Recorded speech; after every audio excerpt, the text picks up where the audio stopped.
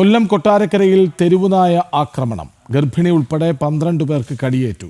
Kottarakkara Pulamon Chanthamukku higher secondary school പരിസരം എന്നിവിടങ്ങളിലാണ് നായ ഇറങ്ങിയത്. വിവരങ്ങളുമായി മനോജ് ഒപ്പം ചേരുന്നു. മനോജ്, തെരുവുനായ ശല്യം രൂക്ഷമാണ് കൊല്ലത്ത്.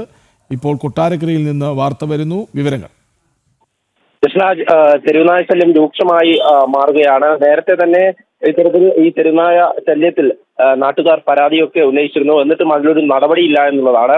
ഈ Kottarakkara Chanthamukku Pulamon higher secondary school പരിസരം എന്നിവിടങ്ങളിലാണ് ഈ തെരുവുനായ ശല്യം രൂക്ഷമായത്. ലോഡിംഗ് തൊഴിലാളി അടക്കം 6 പേർക്ക്, അതായത് ഗർഭിണിയും കുട്ടിയും അടക്കം 12 പേർക്കാണ് മുഴുവനും കടിയേറ്റുള്ളത്. അതായത് നേരത്തെ ലോഡിംഗ് തൊഴിലാളികൾക്ക് കടിയേറ്റുന്നു. പിന്നാലെയാണ് കഴിഞ്ഞ ദിവസം ഈ ബൈക്ക് യാത്രക്കാരനെയും അതോടൊപ്പം തന്നെ ഓട്ടോയിൽ സഞ്ചരിച്ച ആളിനെയും ഈ തെരുവുനായ കയ്യിൽ ചാടി ആക്രമിച്ചത്. തുടർന്ന് താലൂക്ക് ആശുപത്രിയിലെ രോഗിയെ കണ്ട് പുറത്തിറങ്ങിയ യുവതിയെയും തെരുവുനായ ആക്രമിച്ചു. വൈകുന്നേരത്തോടെയാണ് തെരുവുനായയുടെ ആക്രമണത്തിൽ 6 പേർക്ക് പരിക്കേറ്റത്. പിന്നാലെയാണ് ഈ ഒരു ദിവസം കൊണ്ട് തന്നെ നഗരത്തിൽ ഗർഭിണി അടക്കം 12 പേർക്ക് പരിക്കേൽക്കുന്നത്. സ്കൂൾ തുറന്ന സമയമായതിനാൽ തന്നെ തെരുവുനായ ശല്യം രൂക്ഷമായത് നാട്ടുകാരെ ആകെ ഭീതിയിലാക്കിയിരിക്കുകയാണ്. അടിയന്തരമായി തന്നെ നഗരസഭ ഈ തെരുവുനായയുടെ ശല്യം ചെറുക്കുവാനുള്ള നടപടി സ്വീകരിക്കണമെന്നതാണ് ആവശ്യം. അതായത് നേരത്തെ തന്നെ കൊല്ലം ജില്ലയിൽ ഇത്തരത്തിൽ തെരുവുനായയുടെ കടിയേറ്റ് പേവിഷബാധയേറ്റ സംഭവങ്ങളൊക്കെ ഉണ്ടായിട്ടുണ്ടായിരുന്നു.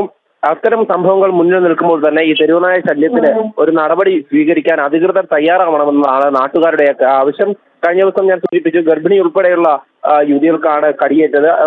നാട്ടുകാർക്ക് റോഡിലിറങ്ങി നടക്കാൻ കഴിയാത്ത ഒരു സാഹചര്യം, സമാധാനത്തോടെ എവിടെയെങ്കിലും യാത്ര പോകണമെങ്കിൽ ബൈക്കിൽ പോലും പോകാൻ പറ്റാത്ത ഒരു സാഹചര്യമാണ് നിലനിൽക്കുന്നത്. അതുകൊണ്ട് തന്നെ എത്രയും വേഗം ഈ സംഭവത്തിൽ നടപടി വേണമെന്നാണ് ആവശ്യം. കഴിഞ്ഞ ദിവസം തന്നെ കടിയേറ്റവരൊക്കെ താലൂക്ക് ആശുപത്രിയിൽ ചികിത്സ തേടിയിരുന്നു. കൃഷ്ണരാജ്.